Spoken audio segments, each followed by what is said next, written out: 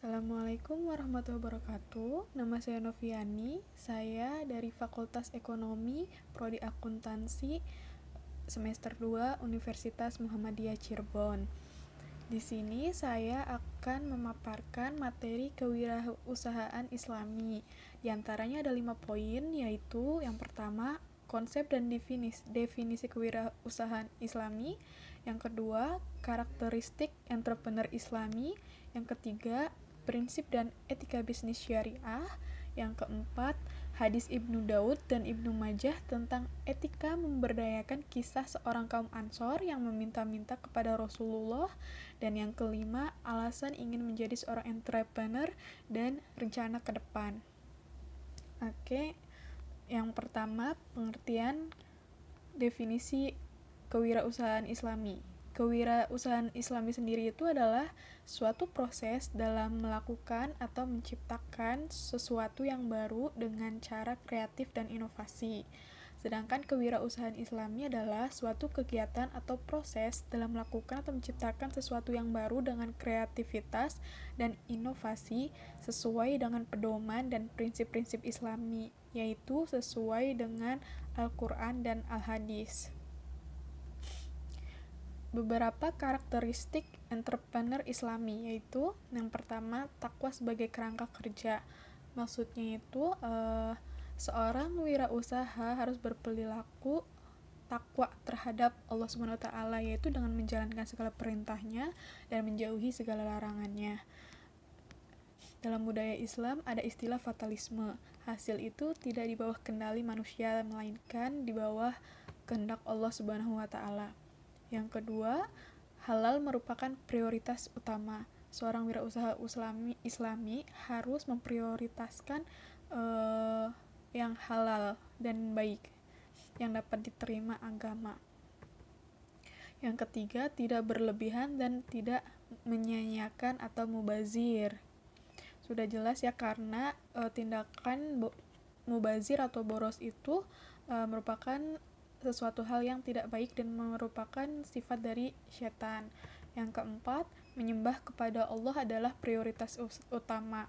Seorang wirausaha Islami dalam berbisnis tidak boleh melupakan kewajibannya, seperti sholat. Jadi ketika datang waktu untuk ibadah, sholat, tunda kegiatan berdagangnya dan segera melakukan kewajibannya, yaitu beribadah kepada Allah SWT. Yang keenam, dapat dipercaya atau amanah. Seorang wirausaha harus dapat dipercaya, terutama dalam berbisnis, karena tingkat kepercayaan konsumen itu sangatlah penting bagi bisnis seseorang. Yang ketujuh, peduli terhadap kesejahteraan sosial.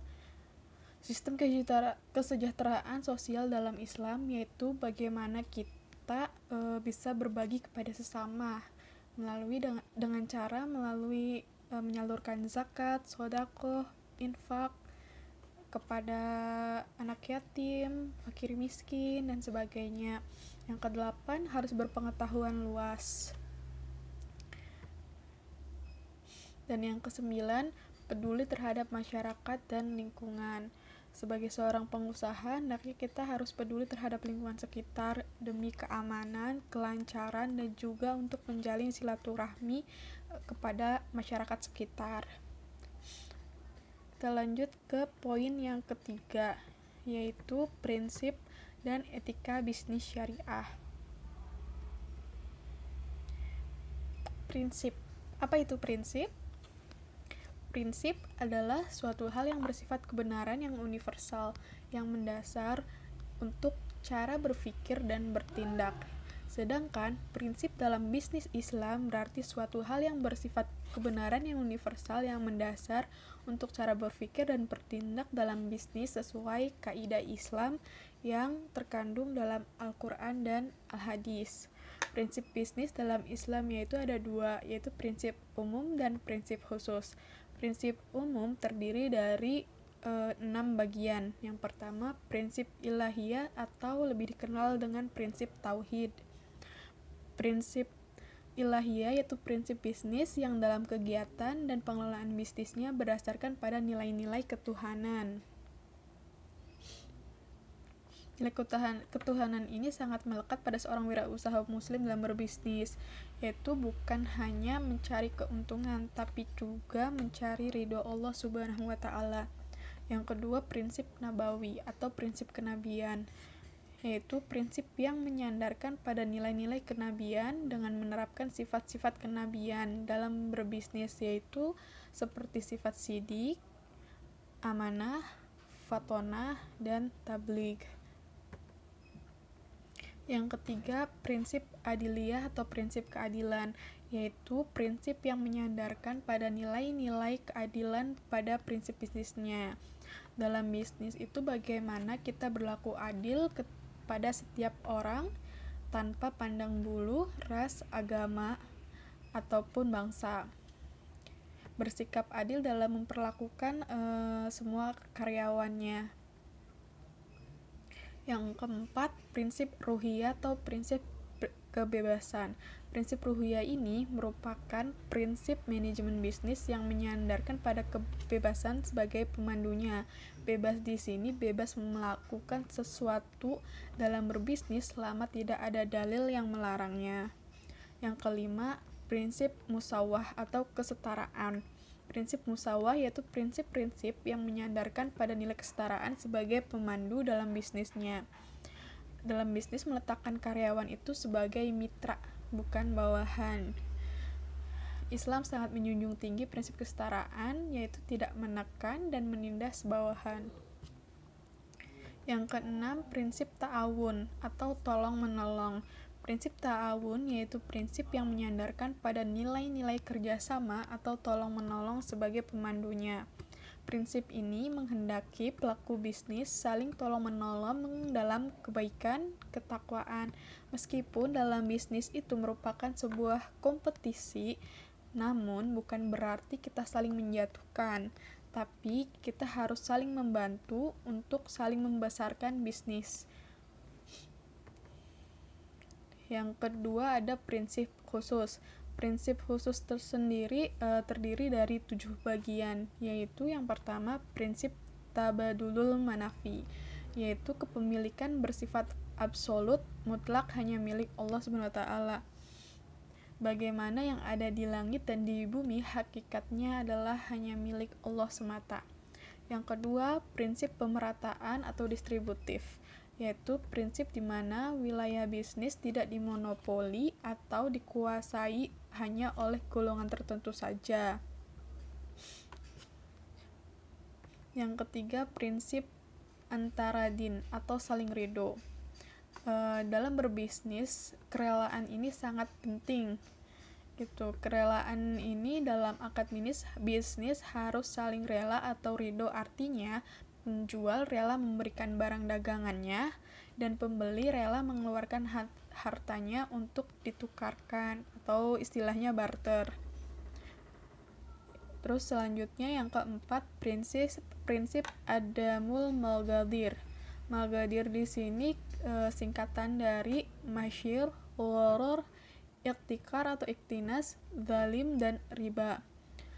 Prinsip adamul malgadir ini yaitu prinsip-prinsip yang dalam proses bisnisnya mentiadakan unsur-unsur tersebut, yaitu unsur-unsur masyir atau judi, gharar atau ketidakjelasan, iktikar atau iktinas itu menimbun, zalim, dan riba. Yang kelima, prinsip albir wa al-taqwa, yaitu prinsip yang saling tolong-menolong dalam kebenaran dan ketakwaan. Yang keenam, prinsip musyarakah, yaitu prinsip bisnis yang mengedepankan kerjasama dalam bisnisnya, saling berkompetensi dalam kebaikan dan ketakwaan. Yang ketujuh, prinsip kitabiah atau pendokumentasian. Prinsip ini yaitu prinsip yang berpedoman melakukan pendokumentasian atau mencatat transaksi bisnis, sehingga apabila terjadi suatu permasalahan di kemudian hari bisa menjadi bukti hukum yang kuat. Selanjutnya, etika bisnis syariah. Etika, apa itu etika?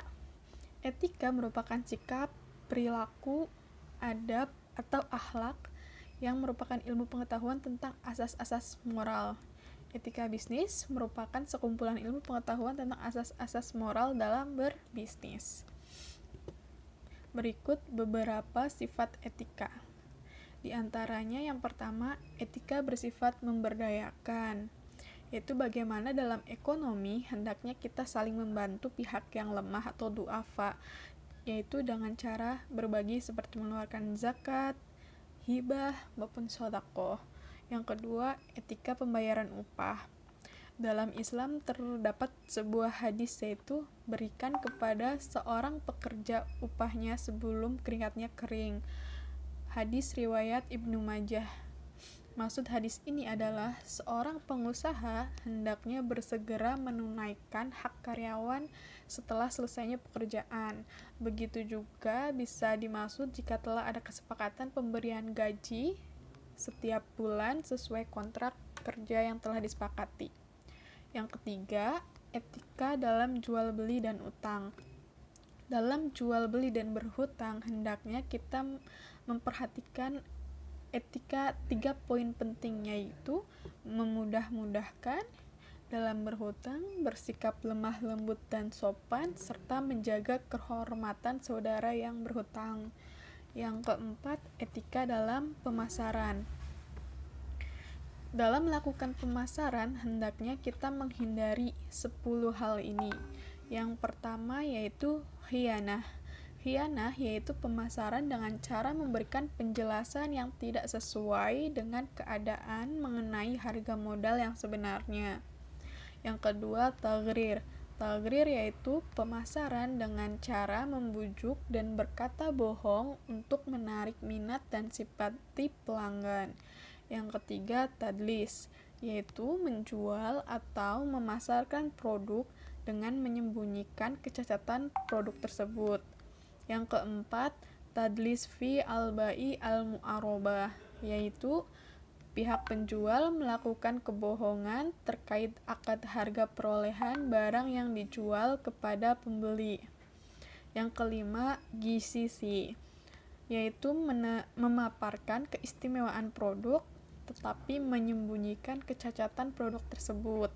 Yang keenam, hanajusi, yaitu tindakan sengaja menawar barang dengan cara menawar dengan harga yang tinggi tetapi tidak berniat untuk membeli, hanya untuk membuat harga tawar barang tersebut menjadi tinggi. Yang ketujuh, muharomah, yaitu praktek menawarkan produk dengan cara melebih-lebihkan kualitas dari yang sebenarnya untuk memperoleh keuntungan yang sebesar-besarnya.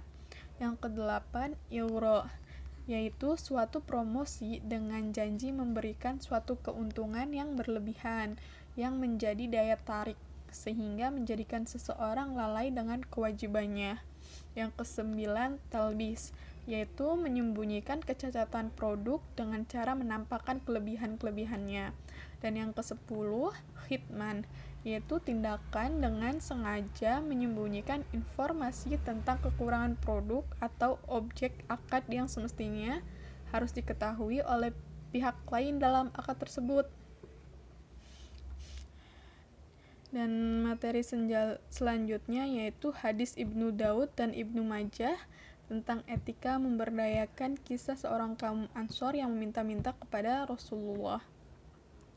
Jadi pada suatu ketika ada seorang laki-laki kaum Ansor yang mendatangi Rasulullah untuk meminta-minta.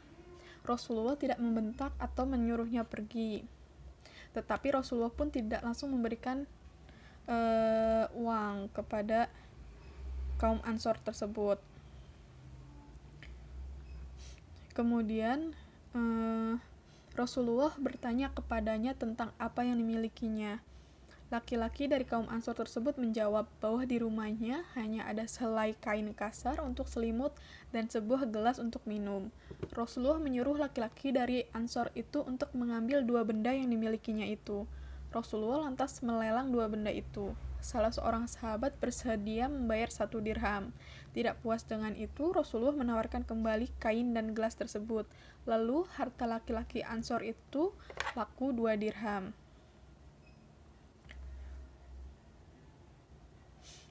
Kemudian Rasulullah berkata, berikanlah yang 1 dirham makanan, lalu berikan kepada keluargamu.